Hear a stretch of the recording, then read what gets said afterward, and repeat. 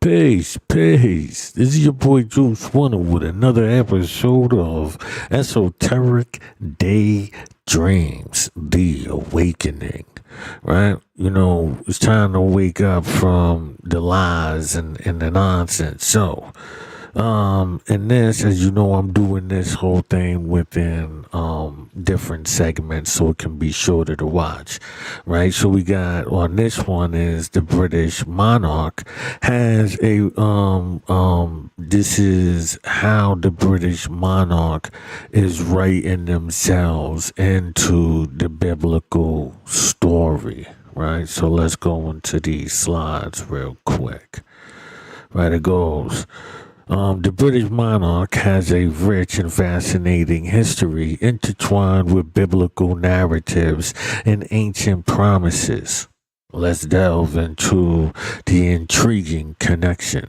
Harold the Great and Horridine family tree. Horrid the Great, founder of the Horridine dynasty, is known for his attempt to kill the infant Jesus through the infamous slaughter of the innocents in Bethlehem. Now, as you know, this is why I chose the title of my book, Freemasonry and Yanni Worship, the second killing of Jesus, right? Because, you know, the first one is within the story, right? So then even, you know, that story is being bumped off and you're getting a new story as we speak, right? His family tree included several key figures, right? Horrid Philip, uncle with the first husband of Hordius, who later married Horrid Antipas, right? Horus Antipas, Tetraius of Galilee, and Pere executed John the Baptist after a request from Hordatus' daughter, Salome, right? So again, if we take notice, right, we'll see, you know, this female who made this request, right, for it to happen, right? Horrid Aquiline entrenched of Judea, Sumeria, and Icaria were later replaced by Roman governors, including Pontius Pilate, Philip of Tetraius, who married Salome, his grandniece, after Horrid left Horrid Philip, right?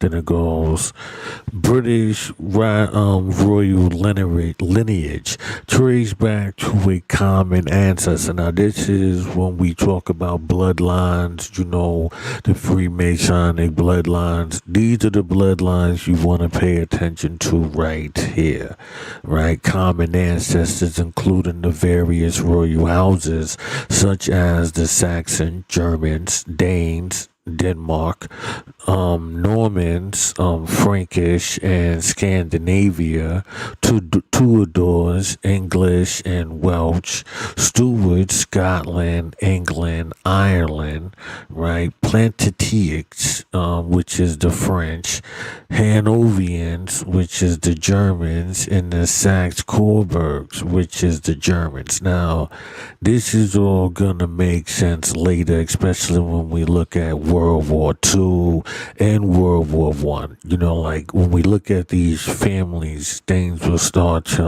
unravel, right? While not directly claiming blood lineage to biblical characters, the British monarch historical roots intersect with biblical narratives and prophecy. So this is how, right, they like say there's something written in the Bible and they're taking these scriptures just like anybody would do, and they're using these scriptures to initiate people into this new world order, right, based on this feminine rule. And we will show, you know, all of this in connection to the British, right? So, how do they connect themselves? Well, they connect themselves with the scepter promise and the Divic covenant. Right now, what happened is they're saying that within the Bible, there's verses that say how there was gonna be this rule that came out of, I believe it was, out of Jacob or something like that, and we'll get to it, but within that is saying how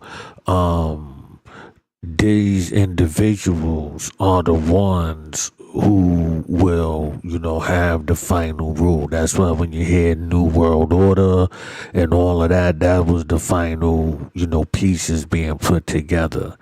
Right? The biblical promise of this chapter, authority was given to the tribe of Judah, Genesis 49:10, right? So it was given to the tribe of Judah.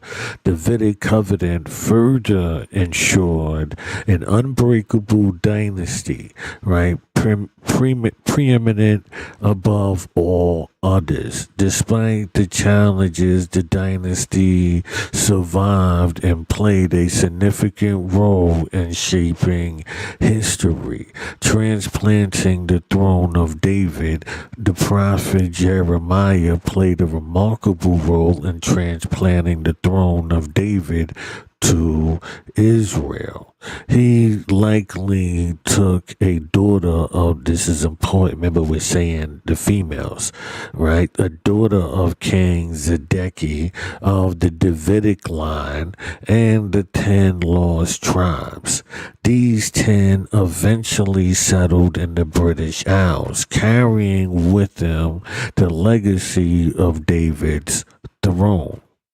And Tatian the Dan, and Miliusin, right, Stone D. I know I'm not getting that right, I know. The ancient people are associated with Ireland.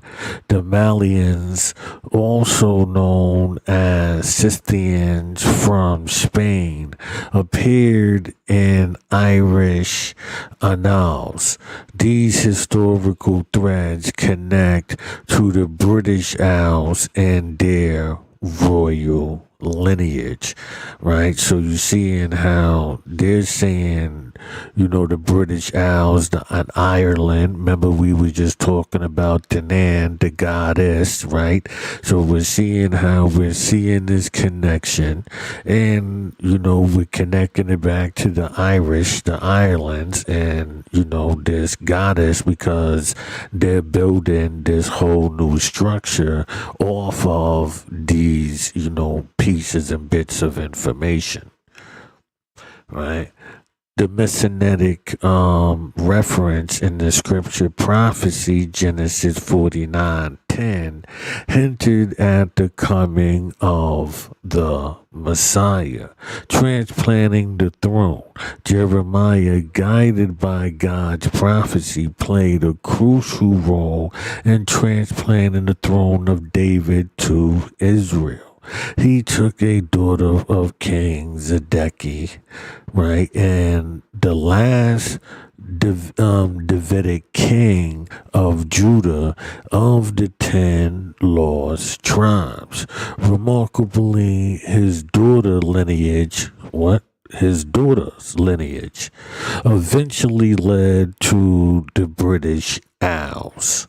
So we see right here, right, why we say, this is vagina worship, because right now the rule turns into effeminate. So, and this is why I say, when black women, get caught up in this new system, don't think that it's for you. You know what I'm saying? It's, sure was for them to gain their power, but it leaves you totally defenseless and, for them to do damage in more despicable ways, right? Because you're easily influenced by,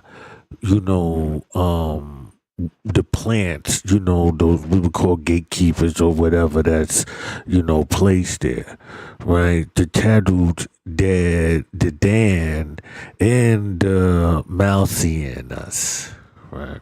Okay. Genesis 49:10, King James Version 10. The scepter shall not depart from Judah, nor a lawgiver from between his feet, until Shalom comes, and to him shall the gathering of the people be. So when you see in, this digital world and having this complete control over the people, they're saying that this is the dynasty and that they had put together. So if you don't, resist the digital era, and by some means, then you are basically under the devil's rule. Right. So hold on a minute here. So in that episode right here, like I said, we were just talking about the deceptive prophecy. And the next one we'll be talking about, the star prophecy, because it was called the star and scepter prophecy. So in the next one we'll be covering that. So, don't forget, hit the like, the subscribe, and the notification bell so you can be notified whenever new content is uploaded or whenever we go live. Like now, like I said, I do not ask for any, donations financially, but I do say if you want to support the channel, please purchase, my book, Street Skills, Knock 'em Out the Box. You can see it on Amazon Books, as well as Freemasonry and Johnny Worship, the second killing of Jesus. Now, the second book, I'm not really doing much promotion, so I don't really tell you to go necessarily get it. These informations is, the max version. So, the book is basically a condensed version, but if people don't really know where to get the information, then I would have to give in the book would be a super big version. So I have to put these informations out there, but I don't mind, how you say, some financial gain. In it. And like I said, you can go to my shop. Don't forget, check out my merchandise. I'll show you some of my cups and other stuff, that I make. Anyway, until next time, peace. Don't forget, this is Esoteric Daydreams, the awakening. You're getting closer and closer to the truth. Just hold tight. It's there.